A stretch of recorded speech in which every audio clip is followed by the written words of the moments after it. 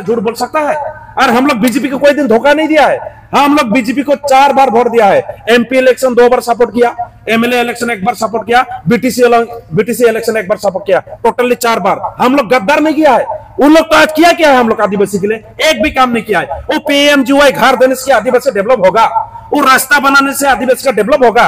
रास्ता तो अलग सरकार आने से भी रास्ता बनाएगा, अलग सरकार रहने से भी पीएमजीवाई घर बनेगा, अलग सरकार रहने से भी रेशन कार्ड मिलेगा, रेशन चाउल मिलेगा।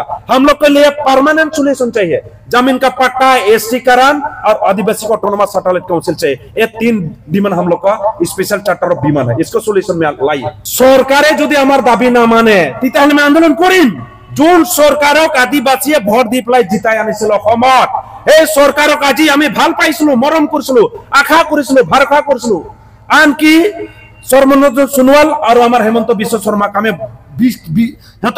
বিশেষকৈ যেহেতু তেখেতসকলে আমাৰ জাতিৰ ভিতৰত থাকে, এইকাৰণে আমাৰ বেছি দুখটো জানে বুলি আমি আশা কৰিছিলো, বিশ্বাস কৰিছিলো। কিন্তু তেখেতসকলে আমাৰ বিশ্বাসঘাতক কাম কৰালে আৰু আজিলৈকে এটা কাম কৰা দেখা পোৱা নাই। এসটিটো দূৰৰ কথা, সাধাৰণ কাষ্ট সাৰ্টিফিকেট দিয়া নাই। তাৰ মানে কি বুজায়? তাৰ মানে অসমত থকা উৰাং মুণ্ডা সান্তাল খাৰিয়াক ঠকাই আছে, মাত্ৰ ভোট ল'ব আৰু একো নিদিব।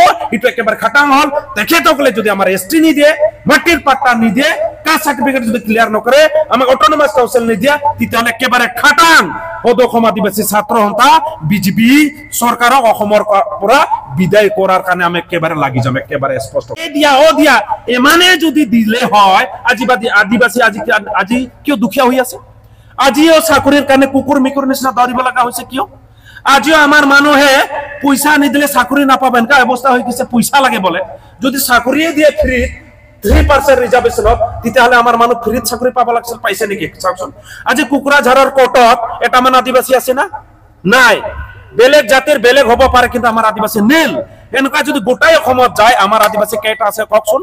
কেইজন চাকৰি কৰে? A grade, B grade, 3rd grade, 4th grade, কেইটা আছে? আৰামত আঙুলিত হিচাপ কৰিব পারব। এমানে যদি আমার সরকারে ভাল পায়, इतनाई अगर हेमंत बिश्व शर्मा का सरकार आदिवासी के लिए काम करता है, तब तो असम में बहुत लड़का लड़की को जॉब मिलना चाहिए था। 3% बोल रहा है ना, 3% में इतना जॉब मिला है, तब तो कौन सा ऑफिस में आदिवासी लड़का है? आप बताइए, कहाँ लड़की है? आप तो उसको ना फिंगर में गन सकता है, क्योंकि असम में आदिवासी लड़का लड़की जॉब अभी भी मिला नहीं। वो तो अलग चीज, प्राइवेट बागान में भी जॉब नहीं मिलता है। आदिवासी का अलग में दूसरों को दे देता है, लेकिन आदिवासी को नहीं देता है। ये तो एकदम स्पष्ट बात है, कोई लुका छुपी की बात नहीं है। इसलिए हम लोग बोलने चाहता है, असम सरकार आपका जो फटा ढोल है ना, उसको बजाने बंद करो। হৈ পেলাই আদিবাসী হুংকাৰ কৰিব লগা হৈ আছে। আজি যেহেতু আপোনালোকে গম পায়, আমাৰ দীৰ্ঘদিনৰ দাবী অসমত থকা উৰাং মুণ্ডা সান্তাল খাৰিয়া অভিল ভূমিজ বড়াইকক, যেহেতু ভারতের সংবিধানের মতে আমি ট্রাইবেল হয় অল ইন্ডিয়া বেসিসত। আজি অসম ইন্ডিয়ার ভিতরতে হয়, তার পিছতো কিন্তু অসমত থকা উৰাং মুণ্ডা সান্তাল খাৰিয়াক আজি এসটি দিয়া নাই। কিয়? আজি 75 বছর হৈ গল, তার পিছতো ভারত সরকার তথা অসম সরকারে সেই বস্তুটোক আলোচনা কৰি পেলাই এতিয়ালৈকে ক্লিয়াৰ কিয় কৰা নাই?